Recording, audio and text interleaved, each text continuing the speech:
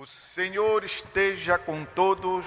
Ele está no meio de nós. Proclamação do Evangelho de Jesus Cristo segundo Mateus. Glória a vós, Senhor.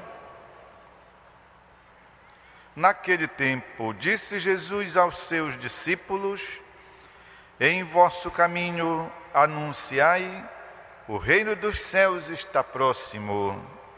Curai os doentes, ressuscitai os mortos, purificai os leprosos, expulsai os demônios. De graça recebestes, de graça deveis dar.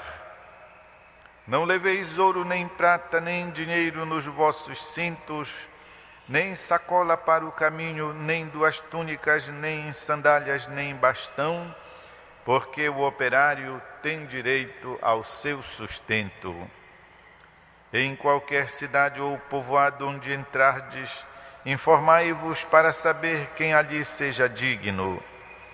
Hospedai-vos com ele até a vossa partida. Ao entrardes numa casa, saudai-a. Se a casa for digna, desça sobre ela a vossa paz. Se ela não for digna, volte para vós a vossa paz. É palavra da salvação. Glória a vós, Senhor. Meus irmãos e irmãs, hoje, lembrando a festa do apóstolo São Barnabé, a liturgia nos coloca esses trechos tão bonitos. O envio de Jesus, o Santo Evangelho, a vida da comunidade cristã de Antioquia. Antes de tudo, uma explicação. Ao momento de entrar para a celebração, lá os ministros diziam: hoje é a festa dos Barnabitas, o padroeiro deles. Também, mas eu quero explicar isso. Na verdade, o nome de Barnabitas veio porque os primeiros discípulos de Santo Antônio Maria Zacarias, assim como ele, se reuniam numa igreja em Milão dedicada a São Barnabé.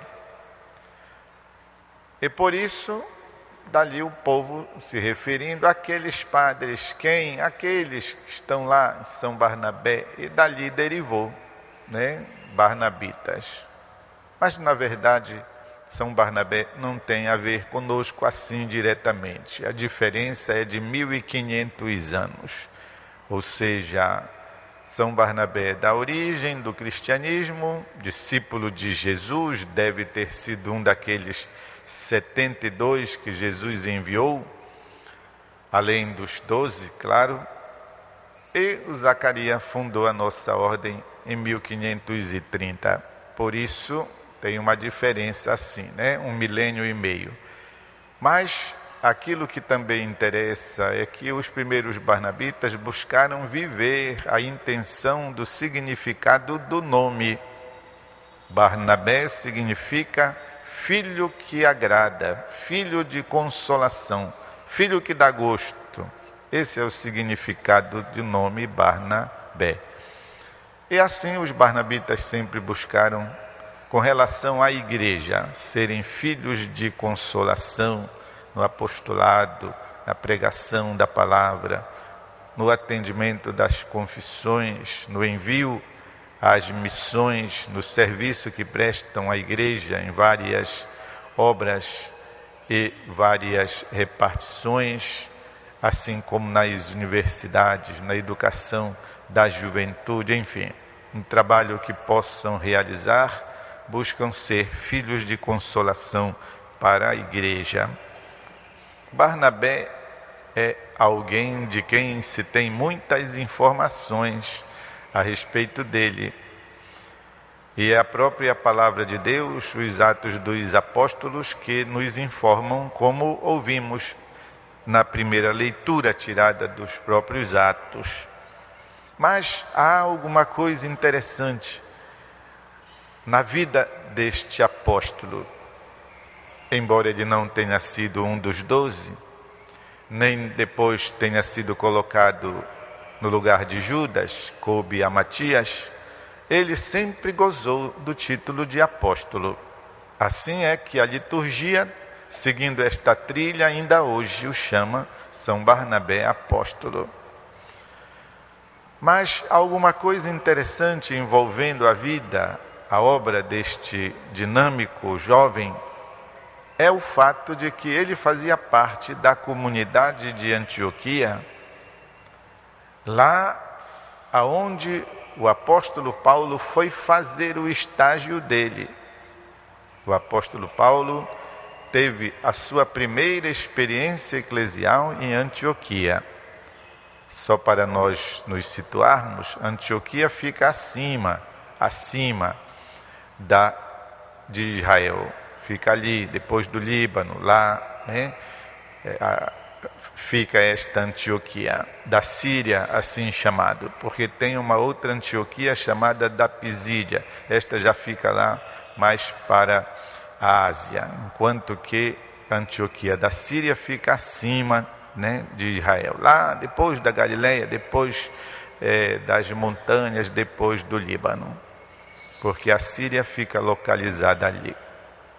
Esta comunidade era das mais fervorosas, porque contava também com a presença de São Barnabé, que era uma pessoa muito dinâmica, muito cheio de intuições. Foi ele quem praticamente dirigiu o estágio de Paulo, recém-convertido, fez lá o noviciado, certamente, sob a régia de Barnabé. Mas mais interessante ainda é que foi nesta comunidade tão fervorosa ela era, que o povo passou a chamar os nazarenos, que era assim o nome dos seguidores de Jesus, passou a chamá-los de cristãos. Foi lá pela primeira vez.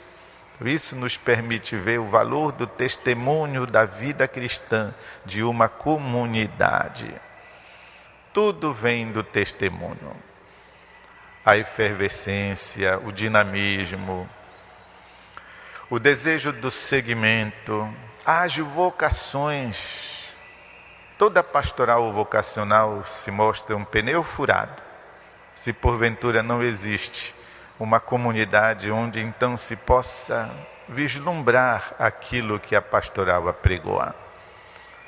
Foi, portanto, lá da comunidade de Antioquia que veio para o mundo inteiro e hoje assim somos conhecidos. Pensem só, a partir da vivência daquela comunidade, o nome de cristãos.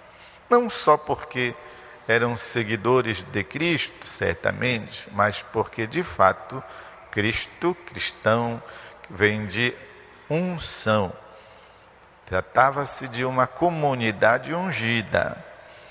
Eram os ungidos, não só porque se tinham ombreado de óleo, mas porque de fato mostravam isso com a força do Espírito.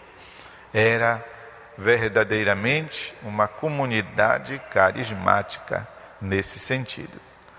Portanto, ali está a importância da vivência da fé. E eles celebravam a liturgia com esmero, assim como desempenhavam as tarefas missionárias, conforme ouvimos da voz do próprio Deus, a voz do próprio Senhor. E quando estavam celebrando a missa, depois de terem jejuados, o Senhor disse: separai para mim Barnabé e Saulo para a missão que eu lhes tenho destinado.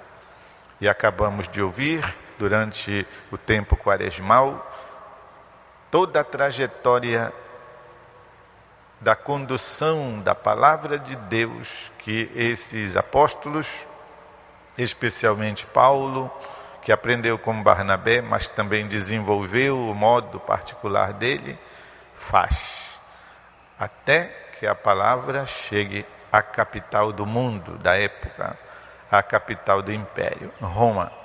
E lá, esse testemunho cristão foi selado com o derramamento do sangue do próprio apóstolo São Paulo. Meus irmãos e irmãs, vamos pedir também que o Espírito Santo, que é o mesmo, possa reavivar reacender em nós o desejo de participarmos da Eucaristia, da celebração, da liturgia com gosto, possa despertar em nós o espírito evangélico autêntico, esse que leva o Evangelho, especialmente conforme o convite do Papa Francisco, às periferias, não só às periferias da cidade, como também a todas aquelas periferias lá onde está faltando o anúncio, a presença de Jesus Cristo, que é ou era aquilo que os apóstolos levavam. Não leveis nem ouro, nem prata, nem dinheiro nos vossos cintos, nem sacola para o caminho, nem 2 túnicas, nem sandálias, nem cajado. Assim como o nosso Papa, ao chegar no Brasil, disse, depois de ter dispensado todas aquelas pompas e tudo mais, pôde dizer com autoridade: não tenho ouro nem prata, mas o que de mais importante eu recebi, eu vos trago, Jesus Cristo. Essa é a missão da Igreja, a missão de cada cristão, a missão de cada um de nós, anunciar Jesus Cristo, a exemplo de Barnabé na antiguidade, a exemplo do Papa Francisco em nossos dias. Um instante de silêncio para a interiorização da palavra.